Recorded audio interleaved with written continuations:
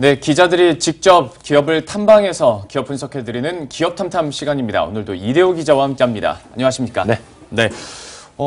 이번에는 아이센스 네. 다녀오셨다고 들었는데 사실 주식시장에서 많은 분들이 아이센스 하면 어떤 혈당 측정기 제조업 회사 정도는 이제 많이 아실 것 같아요. 네. 근데 이게 구체적으로 당뇨병 환자가 그렇게 많습니까? 뭐 이 부분에 대해서 혹시 부모님도 당뇨병 체크 이거 혈당 측정기 쓰지 않으세요? 사실 저희 아버지가 주기적으로 이걸 하시더라고요. 저희 부모님도 쓰고 계시고 주변에 보면 아마 어르신들 많은 분들이 이 혈당 그런가요? 측정기를 쓰시는 걸 볼 수가 네. 있을 텐데 우리나라 30세 이상 성인 7명 중 1명이 당뇨병 환자입니다. 그 유병률이 16년 기준으로 13.7%를 넘어섰고요. 그리고 65세 이상 장년 고령층에서는 당뇨 환자 비율이 30%를 넘습니다. 예. 그리고 전 세계적으로도 마찬가지인데 지금 보입니다만 혈당 측정기 그 세계 시장 규모가 2014년 93억 달러에서 올해는 2017년에는 106억 달러 규모 그리고 2020년에는 120억 달러를 넘어설 거다. 이런 전망이 나온 바 있습니다. 생각했던 것보다 시장 자체가 더 크네요. 네. 그런데 이제 아이센스에 대해서 그러면 이제 키워드를 통해서 보다 구체적인 분석들을 해보도록 하겠습니다. 첫 번째 키워드는 어떤 걸로 했는지 보면 학내벤처, 그러니까 뭐 어떤 대학교 안에 연구소에서 벤처가 그렇죠. 설립이 된 건가요? 사실 그 아이센스가 우리나라에서 탄생하기 전까지 예. 국내 혈당 측정기 시장은 거의 99%가 외국산이 네. 점령한 상태였는데요. 그러다가 2000년에 광운대학교 센서 연구소에서 처음 국산화에 성공하면서 이 아이센스의 기반이 된 겁니다. 처음에는 뭐 다른 인포피아 같은 중견기업의 그 기술, 인력 지원을 하다가 2003년부터 케어센스라는 자체 브랜드를 내걸고 사업을 하기 시작했고요. 네. 수출 금액이 지난해 1,000억 원이 넘었습니다. 수출 금액만. 그리고 당시 그 광운대 학내 벤처를 이끌던 차근식 교수, 남학현 교수 이 두 분이 지금도 아이센스를 이끌어가고 있는데요. 남학현 사장의 이야기 한번 직접 들어보실까요? 2000년대 만들었을 때는 한국에 이런 제품들이 거의 99%가 외산이었었어요. 그 당시 한국에 있었던 가장 그 인기 있는 제품들 보면은 혈액 뭐 4마이크로리터에 측정 시간 30초 막 이런데 4마이크로리터면 어느 정도냐면은 혈액을 찔렀을 때 혈액이 이렇게 주르르 흐르는 수준이에요. 저희 같은 경우는 그 당시에 0.5마이크로리터면은 거의 여기에서 조그맣게 동그랗게 맺히는 수준이거든요. 그 정도만의 혈액 양으로도 5초 정도면 충분히 정확하게 잴 수 있는 그런 기술이 있을 거라고 우리가 생각을 했고 실제로 그래서 그걸 개발을 했습니다. 그게 2003년도였고요. 기술력을 바탕으로 해서 성공적인 이제 벤처기업으로 자리매김한 건데요. 그러면 네. 바로 두 번째 키워드를 보면서 더 설명을 들어보도록 네. 하겠습니다. 고부가가치라고 했는데 이게 구체적으로 어떤 제품군을 말씀하시는 아마 건가요? 주변에서도 이제 그냥 혈당 측정기는 많이 보셨을 건데 네. 그냥 일회성 한 번씩 찍어서 체크하는 것뿐만이 아니라 예. 혈당 측정기가 점점 더 똑똑해지고 있습니다. 하나 보여드릴게요. 개인용 혈당 측정기 중에서 이제 스마트폰과 연동이 되는 제품인데 네. 아마 그 방식은 많이들 아실 겁니다. 일단 뭐 체열을 하는 것까지는 똑같고요. 네. 그리고 저렇게 측정기 스트립에 갖다 대면 3초 안에 그 결과물이 나옵니다. 혈당 측정 값이. 제가 조금 밥 먹고 나가서 127까지 나왔는데 블루투스라든지 뭐 NFC, 케이블 등으로 연결된 스마트폰에 바로 저렇게 데이터가 넘어갑니다. 그러면 뭐 날짜별 혹은 뭐 식사 전후 이런 측정을 통해서 데이터 누적이 가능하고요. 또 본인의 식사 정보라든지 뭐 인슐린 같은 어떤 투약 정보도 입력을 해서 개인의 종합 건강 데이터를 관리할 수 있는 거죠. 스마트해지고 있다라고 설명을 해주셨는데 지금 개인용 혈당 측정기였잖아요. 예, 작은 거. 개인 쪽으로만 치우쳐져 있는 건가요? 아니면 다른 전문적인 더 영역에서도 좀 아이센스가 빛을 발하고 있나요? 일단 아이센스 매출의 90%가 혈당 측정기에서 나옵니다. 네. 그 90% 중에서 90%는 그 스트립이라고 예. 일회용 네. 그거에서 이제 발생을 하고요. 그리고 그 종류만 한 30종이 넘습니다. 혈당 측정기 종류만. 그리고 병원용도 있는데요. 이번에는 조금 더 병원에서 전문적으로 쓰이는 제품을 한번 보실까요? 당화혈색소를 측정하는 장비인데 당화혈색소 값을 보면 3개월치 평균 혈당치를 알 수가 있어요. 근데 저희 제품은 2.5 마이크로리터의 아주 극소량의 피를 가지고 측정할 아주 편리하게 카트리지로 원 스텝으로 측정할 수 있게끔 그렇게 만들어진 장비여서 피를 이렇게 한 2.5 마이크로리터 정도 카트리지에 꽂고 딱 닫고 나면 끝입니다. 이게 이제 제 3개월치 당뇨 수치와 관련된 걸로 헤모글로빈 중에 포도당이 붙어 있는 것이 6.6%나 된다. 제 혈당치 평균 값으로는 약 150 정도 유지를 했다는 뜻이고 혈당 관리를 요즘은 참 잘 못하고 있다. 이런 의미가 되겠습니다. 대표님 본인 네, 제 본인이 이제 그동안 조금 술도 좀 많이 먹고 그랬다. 이런 뜻이 되겠죠. 혈당 측정에 어떤 진짜 효과가 있는지를 몸소 체험하시면서 남 대표님부터 좀 혈당 관리를 좀 하셔야 됩니다. 그러게요.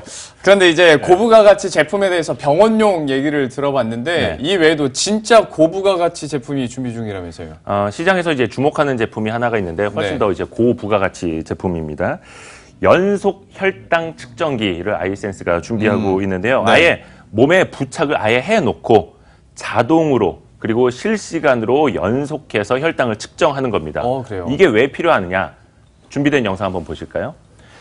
특히나 저혈당 환자들, 지금은 이제 한 저혈당 환자가 이제 버스 운전을 하다가 사고가 나는 장면입니다. 예, 맞아요. 갑자기 저렇게 저혈당 쇼크가 왔을 때 의식을 잃는 경우도 있고 네. 운전하다가 저러면 정말 위험하겠죠. 그렇죠. 그리고 또 자다가 갑자기 이렇게 사망에 이르는 경우도 아하. 있기 때문에 조금 고위험군 같은 경우에는 아예 연속적으로 측정을 하면서 관리를 하고 아예 부착을 해놓는 거군요. 그렇죠. 그리고 일정 수준 이하로 만약에 데이터가 떨어지면 주변에 있는 사람들 혹은 보호자에게 즉시 경고를 보내주는 거죠. 그런 스마트한 IoT 제품이라고 볼 수 있을 텐데 직접 아이센스 측의 설명을 한번 들어보실까요? 혈당값을 체열해서 이제 찍는 게 아니라 항상 5분 간격으로 측정값을 보내서 저장을 합니다. 그래서 일정 값 이하로 내려오거나 너무 높은 값으로 올라가게 되면은 알람을 올릴 수 있는 그런 제품입니다. 어플리케이터를 피부에 이렇게 갖다 대고요. 버튼을 누르면 센서 포드가 몸에 붙습니다. 네, 이런 식으로 붙게 되면은 이제 이 안에 있는 여기 있는 바늘형 센서가 피부에 삽입된 상태가 됩니다. 트랜스미터를 연결을 하면은 이때부터 시작이 됩니다. 그러면은 BLE 통신을 통해서 스마트폰이나 전용 리시버에 데이터를 5분마다 일형 당뇨 환자분들이 수면 중에나 혹은 운전 중에 혹은 또 일형 소아당뇨 환자 같은 경우는 이제 학교에서 소풍을 간다든가 해서 부모님으로부터 떨어져 있을 때 이제 특히 저혈당의 급성 저혈당증에 빠질 수가 있거든요. 그럴 경우에 대처할 수 있는 유일한 수단입니다. 요게 이제 해외에서 개발이 된 게 한 10년 정도 됐는데 본격적으로 상용화된 거 이제 성능이 좀 보완돼 한 3년 정도밖에 안 됐다고 해요. 그리고 세계 글로벌 메이저 업체 3곳이 장악을 하고 있고 그 시장 규모가 한 1조 원 좀 넘을 걸로 보는데 거기에 뛰어들 준비를 하고 있고 이르면 내년 하반기부터 국내에 판매하는 걸 아이센스가 목표로 하고 있습니다. 저건 정말 아이디어네요. 저는 보면서도 참 많이 놀랐었는데 이 분야에서도 또 얼마만큼의 성과를 얻어낼 수 있을지도 한번 기대를 해보도록 하겠고요. 마지막 키워드 한번 확인해 보도록 하죠. 세 번째는 공격적 확장이라고 했는데 이게 현재 상황이 어떻습니까? 일단 아이센스의 2017년도 매출 잠정이긴 합니다만 한 1,560억 원대 매출 컨센서스가 나오는데 그중에서 한 80% 정도가 수출입니다. 그러면 세계 시장 점유율이 얼마나 될까요? 약 1%를 갓 넘는 수준입니다.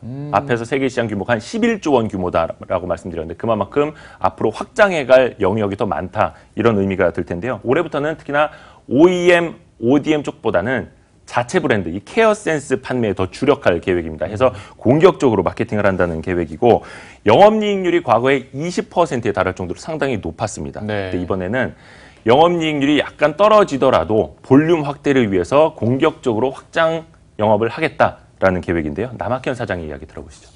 약 15% 정도 더 성장할 것으로 저희가 예상을 하고 있습니다. 여태까지 했던 OEM, ODM 사업이 상당히 포션이 높았었는데 그걸 이제 이 상태에서 묶어놓고 우리 브랜드 쪽으로 가기 위한 그리고 직판 쪽으로 가기 위한 노력을 이제 2018년부터 굉장히 드라이빙을 걸려고 그렇게 생각을 하고 있습니다. 평균적으로는 약 20%를 유지를 하는데 내년도에는 좀 더 공격적인 마케팅이나 이런 걸 하다 보면은 조금 떨어질 걸로 예상은 됩니다. 그래서 약 보수적으로 잡아서 한 17% 정도 되지 않을까 이렇게 생각을 하고 있습니다. 아이센스에 대해서 이제 공격적인 확장이라는 측면에서 알아봤는데요. 마지막으로 우리들이 알아야 될 어떤 포인트나 실적 전망은 어떻게 되고 있습니까? 특히 이제 올해는 좀 오랫동안 끌어왔던 중국 공장 인허가가 이루어질 전망이고요. 해서 예. 신흥국 수출 전진 기지가 본격 가동될 기대를 좀 모으고 있습니다. 그리고 오늘 보여드리진 못했지만 면역 센서 쪽도 개발을 하고 있는데 그 면역 진단 시장이라고 하잖아요. 그 예. 시장에 좀 경쟁자가 많긴 합니다만 시장 규모가 22조 원 규모로 워낙에 크기 때문에 여기도 준비를 하고 있고요. 심혈관 질환 그 제품을 이르면 올해 국내 출시하고 내년부터는 수출까지도 할 계획입니다. 마지막으로 남학현 사장의 말 들어보시죠.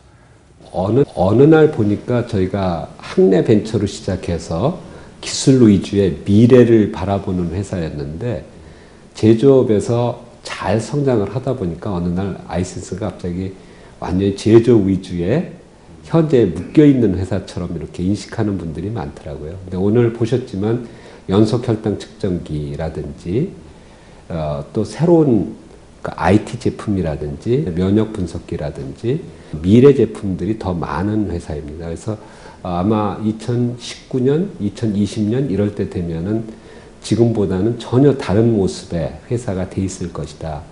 이런 이야기를 말씀드리고 싶고. 네, 이렇게 해서 오늘의 기업 탐탐 아이센스에 대해서 함께 이대우 기자와 알아봤습니다. 오늘 말씀 고맙습니다. 네.